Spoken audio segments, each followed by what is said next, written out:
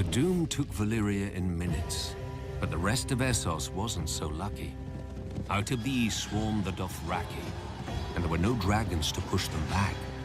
The Dothraki tide slammed first into the Sarnori, who called themselves the Tall Men, and whose ancient kingdom dominated the grasslands of Essos.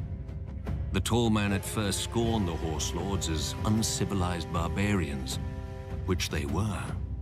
But Khal Mengo had united all of them into one Khalasar with one aim: to trample the world beneath their hooves and take other peoples as their herd. One by one, the cities of the Tall Men were overwhelmed. Still, they wouldn't unite against the Dothraki. Many didn't believe the tales of the rare survivors. No army could move so fast or strike so quickly. They didn't know that the Dothraki live in the saddle and have such command over their horses that they seem to have 4 legs, not 2. Where most archers fire from foot, the Dothraki fire from horseback. Charging or retreating, it makes no matter, they are just as deadly. But the Dothraki prefer close combat, howling for blood as they ride down their enemies with their araks, and there were so many of them. When Khal Mengo's son, Khal Moro, laid waste to the waterfall city of Sathar, renaming it the Place of Wailing Children, the Tall Men finally realized their peril. Led by a High King, they assembled a great army to break the Khals once and for all, and met the Dothraki on what would ever after be known as the Field of Crows. The 4 Khals commanded almost 80,000 horsemen between them. The Tall Men had 100,000 foot soldiers, 10,000 armored riders, 10,000 light horsemen, and 6,000 scythed chariots.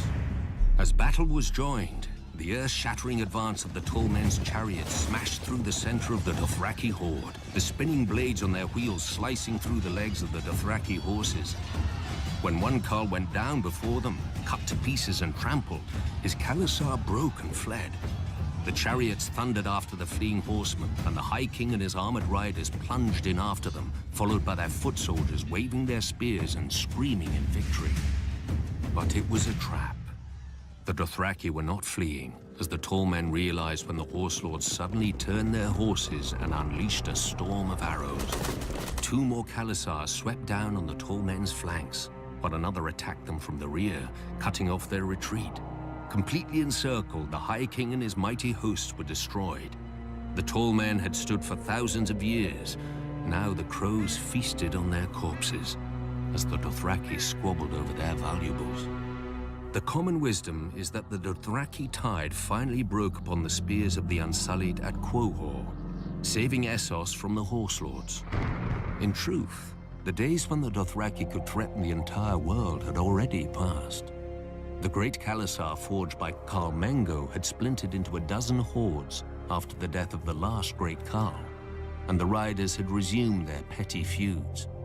The grasslands of Essos are now called the Dothraki Sea, but no more nations drown in it. Still, the Dothraki priestesses, the Dosh Khalim, prophesied that one day the Dothraki will gather at Vaes Dothrak, their holy capital, and unite once more under the greatest Khal of them all, the stallion who mounts the world. He will lead their people to the ends of the earth and grind all nations to dust beneath them. I knew a Khaleesi who the priestesses said would give birth to this stallion. She didn't. No doubt the Dosh Khalim had made the same prophecy before and will again.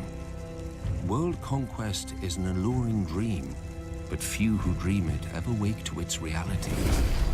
Yet could the Dothraki, united behind one great leader, conquer the world? When I first came to Essos, I laughed at the idea.